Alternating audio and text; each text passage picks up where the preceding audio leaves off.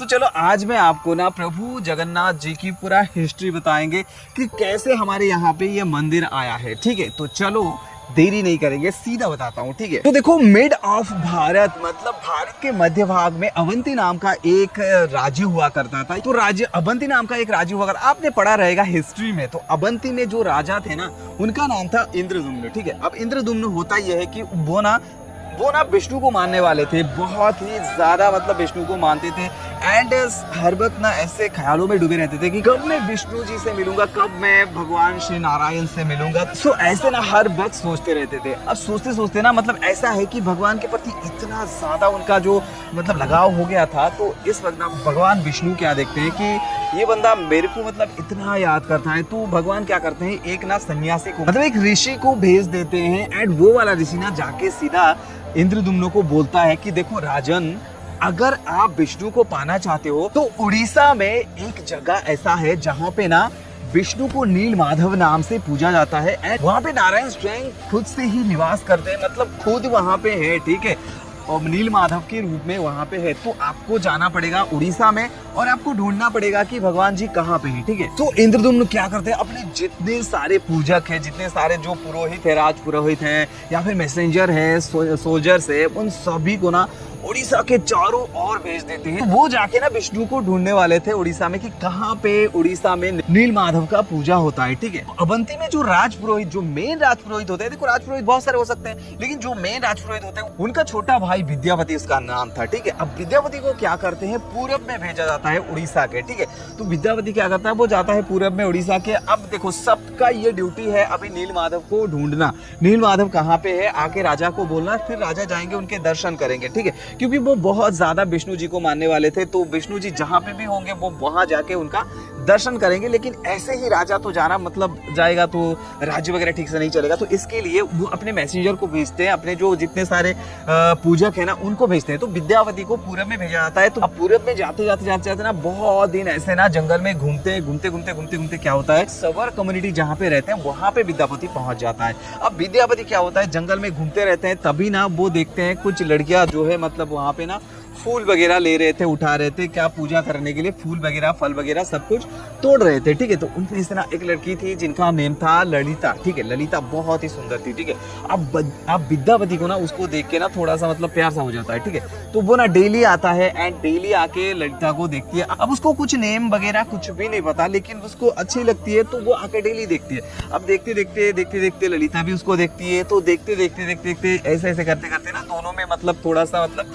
Connection type हो जाता है। फिर दोनों ना डेली बेसिस पे मिलने लगते हैं एंड मिलते ना उनका मतलब ऐसा गहरा हो जाता है। उसके बाद ना उनको वो अपने पापा से बोलते हैं, ललिता अपने पापा से बोलते हैं। अब उनका पापा का नाम क्या था, वो उनके पापा जो थे ना वो सबर कम्युनिटी जो उस वाले जंगल में रहते हैं, उस सबर कम्युनिटी का ना हेड था, मतलब सरदार था। ठीक है, उनका नेम था विश्व वसु। ठीक है, विश्व वसु जो सवर कम्युनिटी था उसका सरदार था, यानी राजा था, मुखिया था, कुछ भी आप कह सकते हो। ठीक है, अब विश्व वसु से जाके मिलाते हैं, बोलते हैं कि ये विद्यापति है उस और यहाँ से आए हैं, ये एक एक्चुअल में एक पूजक है, मतलब एक पुरोहित है। तो उनसे मतलब शादी देने में कोई मतलब दिक्कत नहीं थी विश्व वसु को। तो क्या होता है, विद्यापति एंड ललिता की ना शादी करवा देते हैं। फिर वो लोग, विद्यापति क्या करता है, वहां पे ही रुक जाता है। ठीक है, उसका मोटिव क्या था, उड़ीसा में जहाँ कहीं भी नील माधव है तो हमको कुछ भी क्लू मिलता है। तो वो उनका मोटिव यही था कि वहां पे रह के मतलब वो ढूंढना। ठीक है, नील माधव को। तो वहां पे वो रह गए एंड वहां पे रहते थे एंड अपने आप किसी से कुछ बोलते नहीं थे, अपने आप डेली जाते थे, जंगल में घूमते थे एंड डेली ढूंढा करते थे नील माधव को। ठीक है, तो ऐसे करते बहुत दिन ऐसे बीत गया, मतलब महीने बीत गए। ठीक है, महीनों बीत गए। एक दिन क्या होता है, विद्यापति सोए हुए हैं एंड विश्व वसु क्या कहता है, उनकी लड़की जो ललिता है ना उसको क्या बोलता है, बेटी तू मेरे को ना कुछ जंगल से लाए हुए कुछ फल और फूल दे दे, मैं जाऊंगा पूजा करने। तभी ना सुबह भी नहीं हुआ था। ठीक है, तभी विश्व वसु जाते हैं पूजा करने एंड तभी ना विद्यापति जो सोया हुआ था वो सुनता है एंड सुनने के बाद ना उसको ना डाउट होता है कि इतना सुबह था, अभी सुबह हुआ ही नहीं, रात है, अभी मेरा ससुर कहाँ पे जा रहा है पूजा करने। ठीक है, तो वो दिन गया, फिर दूसरा दिन गया, फिर तीसरा दिन गया, ऐसे करते ना 1-2 हफ्ता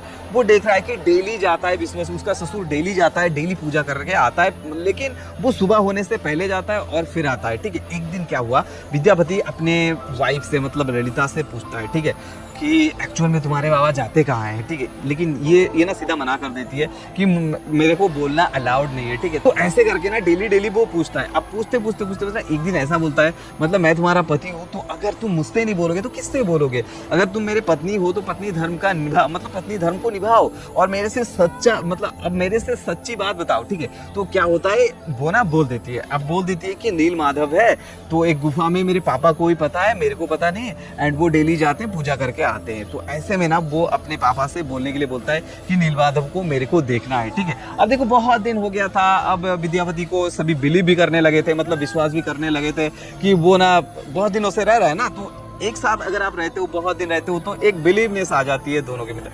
तो यहाँ पे भी विद्यापति और विश्वासु के अंदर ऐसा कुछ हो गया था। तो जब मतलब उसके ससुर से उसने बोला कि मेरे को खाली देखना है, मेरे को भी पूजा करना है, क्योंकि मैं भी एक पुरोहित ही हूँ, मैं भी एक पूजा करने वाला बंदा हूँ, तो मैं भी जाके पूजा करूंगा, ठीक है। तो यहाँ पे विश्वासु ना बोलते हैं, ठीक है मैं आपको लेके जाऊंगा, लेकिन एक कंडीशन है, मैं ना आपके आंखों पे पट्टी बांध के लेके जाऊंगा, एंड जाके आप वहाँ पे देखोगे, प्रभु को देखोगे, नीलमाधव जी को देखोगे एंड पूजा करोगे, फिर ना वापस सेम का सेम आपके मतलब आंखों पे पट्टी बांधूंगा, फिर लेके आऊंगा वापस, ठीक है। विद्यापति बोलता है कोई बात नहीं, आप कैसे भी लेके जाओ, मतलब मेरे। फिर क्या होता है, एक दिन ऐसे ही मतलब विद्यापति का आंखों पे पट्टी बांध के विश्वासु लेके जाता है नीलमाधव की गुफा में, ठीक है। मतलब नीलमाधव जी को ना एक गुफा में रखे नहीं थे, वो वहां पे ही थे। ये डेली जाता था, वहां पे पूजा करके आता था, और पूरा का पूरा मतलब स्वयं भगवान वहां पे बैठे थे, विष्णु भगवान। ऐसे करके ना विद्यापति 2 दिन 4 दिन 5 दिन डेली जाते हैं, ठीक है, डेली जाते हैं, आंखों पे पट्टी बांध के लेकिन जाते हैं, आंखों पे पट्टी बांध के आते हैं, ठीक है। एक दिन क्या होता है, वो ना जब जाते हैं, डेली ऐसे जाते हैं, ठीक है। अब विश्वासु को कौन सा डाउट होगा, ठीक है। वो क्या करते हैं, अपने थैली में ना कुछ सरसों लेके जाते हैं, ठीक है, थैली में सरसों डाल के लेके जाते हैं, मुस्टार्ड, ठीक है। अब वो क्या करते हैं, वो सरसों ना जब वो जाते हैं ना, अपने ससुर के हाथ पकड़ के जाते हैं ना, तो जाते हुए ना क्या करते हैं, थोड़े थोड़े ना सरसों डालते जाते हैं, ठीक है। थोड़े थोड़े करके सरसों ऐसे पूरा रास्ते में डालते जाते हैं। अब जाते पूरा वहां पे पहुंच जाता है, फिर जाके पूजा वगैरह करके ना वो आ जाता है वापस। उसके बाद से वो ना जाता नहीं है, और वो बोलता है नहीं आज मैं नहीं जाऊंगा, आप जाओ। ऐसे ऐसे करते ना कुछ दिन बाद वो क्या करते हैं, अपने राज्य में वापस जाते हैं, अवंती में, ठीक है। अब अपने राज्य में वापस जाके अपने राजा को, जो इंद्रद्युम्न थे, उनको बोलते हैं कि नीलमाधव वहां पे है, एंड वहां पे आपको जाना पड़ेगा देखने के लिए, उनको उन दर्शन के लिए आपको वहां पे ही जाना पड़ेगा। तो फिर क्या होता है, अगले दिन ही सुबह, इंद्रद्युम्न टोटली लेट नहीं करते, अगले दिन ही सुबह निकल पड़ते, जो विद्यापति था उसके साथ एंड उसके वाइफ के साथ, दोनों के साथ, मतलब 3 लोग, वो लोग बाहर निकल पड़ते हैं, सीधा निकल पड़ते हैं गुफा की ओर, ठीक है। अब जाते जाते पूरा गुफा में पहुंच भी जाते हैं। अब वो जाते कैसे हैं, जो सरसों डाला था ना, सरसों डालने के बाद अच्छा खासा दिन जो विद्यापति है वो अपने ससुर के घर रहे, अपने वाइफ के साथ रहे, उसके बाद जाके राजा के वहां पे गए। तो इस बीच ना क्या हुआ था, बड़ा इतना मतलब लंबा साइज का पेड़ हो गया था, सरसों का पेड़, ठीक है। अब उस वाले सरसों के पेड़ को देखते हुए ना, क्योंकि उसने अपने आंखों पे हर वक्त पट्टी बांधा हुआ था, ठीक है, तो जो उसने सरसों डाला था वहां पे पूरा सरसों का पेड़ हो गया था। अब उस वाले सरसों के पेड़ को देखते हुए ना वो सीधा चले जाते हैं उस वाले गुफा में। लेकिन उस गुफा में जाने के बाद ना उनको वहां पे नीलमाधव मिलते नहीं है। नीलमाधव पूरा का पूरा गुफा खाली है। अब यहाँ पे वो लोग टेंशन में आ गए कि यहाँ पे तो भगवान थे। अब विद्यापति को मतलब टेंशन हो गया कि अगर मैंने झूठ बोल दिया राजा को तो राजा मेरे को छोड़ेंगे नहीं, ठीक है। तो यहाँ पे देखो, लेकिन विद्यापति बोलते हैं भगवान जी यहाँ पे थे, बट अभी क्यों नहीं है वो मेरे को पता नहीं है, ठीक है। तो इस बीच क्या होता है ना, दैववाणी होता है, मतलब अपने आप ही आकाश से साउंड आता है एंड शून्य से जो है साउंड आता है, हे इंद्रद्युम्न, मेरा जो दर्शन है वो तुमको अभी नहीं मिलेगा, अभी टाइम नहीं हुआ है, तुम मतलब मेरा दर्शन अभी नहीं कर सकते, एंड जितना दिन मेरे को यहाँ पे रहना था वो मैं रह लिया, अभी के टाइम में मैं और यहाँ पे नहीं रहने वाला। मैं अभी हूँ बंगाल की खाई में, मतलब बे ऑफ बंगाल में, समंदर के अंदर हूँ। समंदर के अंदर ना मैं एक बहुत ही मोटा लकड़ी के रूप में हूँ, ठीक है। तो उस वाले लकड़ी को तुमको लाना है, एंड तुमको लाने के बाद किसी भी कारीगर से मेरा मूर्ति बनाना है, ठीक है।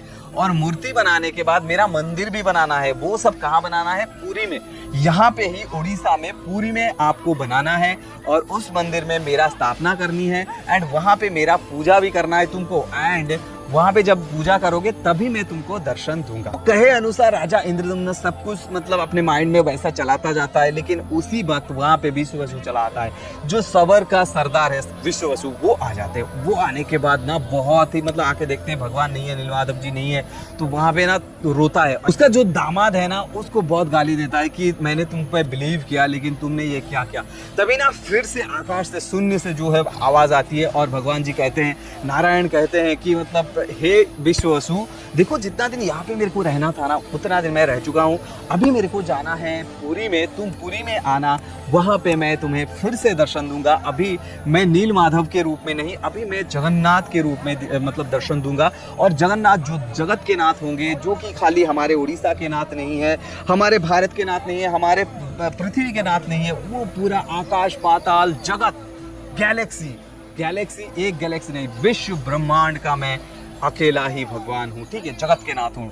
ठीक है, तो जगत के नाथ के रूप में मैं तुम्हारी मतलब मैं तुमको दर्शन दूंगा। राजा इंद्रदुम्न अपने राज्य में चले जाते हैं और वहां से सीधा चले जाते हैं पुरी में, और पुरी के समंदर किनारे चले जाते हैं एंड वहां पे ढूंढते कि कहाँ पे मोटा लकड़ी मिलेगा, पानी के ऊपर तैर रहा है। ठीक है, फिर उनको वो लकड़ी दिखाई देता है, वो लकड़ी को लाने के लिए कोशिश करते हैं लेकिन वो ला नहीं पाते हैं। उसके बाद विश्ववसु जो सबर किंग है उनको बुलाया जाता है कि वो जो पूछते थे उनको, उसी को मतलब उन्हीं के द्वारा ही ये पॉसिबल हो सकता है। तो विश्ववसु आता है, अकेला बंदा ही उसको उठा के लेके सीधा मंदिर में ले जाते हैं, पुरी में ले जाते हैं। और पुरी में क्या करते हैं, वहां पे एक मंदिर बनाया जाता है जगन्नाथ जी के, उसी वाले लकड़ी से कोशिश करते हैं प्रभु जगन्नाथ जी के मूर्ति बनाने के लिए, लेकिन किसी भी कारीगर के द्वारा ये पॉसिबल नहीं हो पाता है। फिर होता है विश्वकर्मा, जो कि भगवानों के जो मतलब कारीगर है वो आते हैं एंड वो एक बूढ़े कारीगर के रूप में आते हैं एंड वो जो है यहाँ पे आके दावा करते हैं कि भगवान जगन्नाथ जी की मूर्ति मैं बनाऊंगा। भगवान जगन्नाथ जी की मूर्ति बनाने वो जाते हैं, लेकिन उनका एक शर्त रहता है कि 21 दिन 21 रात तक मैं एक मतलब एक घर के अंदर, मंदिर के अंदर बंद रहूंगा एंड बंद रह के मैं बनाऊंगा, कोई भी नहीं आएगा, कोई दरवाजे को खोलेगा नहीं। तो राजा शर्त मान जाता है और उसके बाद जाते हैं, 15-16 दिन ऐसे बीत जाता है, लेकिन कोई मतलब वहां से थोड़ा थोड़ा धीरे धीरे साउंड आता था, लेकिन 15-16 दिन के बाद और साउंड भी नहीं आता उस वाले मंदिर के अंदर से। तो क्या होता है ना, रानी बोलती है कि देखो अंदर जो बूढ़ा कारीगर गया था शायद से वो उसका कुछ हो गया होगा, तो आप ना ओपन करके देखो। तो आप शर्त के बारे में मत सोचो कि वो बूढ़ा लोग है, वो मतलब जज्बे में बोल दिया रहेगा, तो आप ना एक काम करो, दरवाजा खोल दो। ठीक है, तो दरवाजा जब खोलते हैं ना, तो खोलने के बाद वहाँ पे कोई कारीगर नहीं होता, वहाँ पे जो है भगवान जी की, जगन्नाथ जी की और बलभद्र जी की और माँ सुभद्रा जी की मूर्ति होती है, लेकिन पूरा का पूरा मूर्ति बना नहीं होता है, आधा अधूरा बना होता है। जैसे कि अभी आप इन तीनों भगवान जी के मूर्ति आप देख सकते हो, आधा अधूरा बना हुआ। तो उसके बाद ना बहुत ही रोता है राजा इंद्रदुम्न एंड अपने रानी को कोसता है, लेकिन फिर जो है फिर दैववाणी होता है, मतलब शून्य से बोलते हैं भगवान की जो तुमने किया सही किया, यही जो है नियति था, तो आपको इसी भगवान के इसी मूर्ति को ही पूजना पड़ेगा। तो वहां से लेकर जगन्नाथ, बलभद्र और सुभद्रा जी के मूर्ति उस तरीके का हो गया एंड जगन्नाथ जी की पूजा वहां से स्टार्ट हुआ। तो अभी हम चलेंगे पुरी में एंड थोड़ा सा हम जो है, देखो ये जो सीन आप देखोगे ना बहुत पुराना सीन है, तो ये बहुत पुराना, मैं पहले गया था, बहुत पहले गया था, तो चलो थोड़ा सा हम देख लेते हैं। तो भाई हम पुरी के एंजॉयमेंट लेते हैं। ये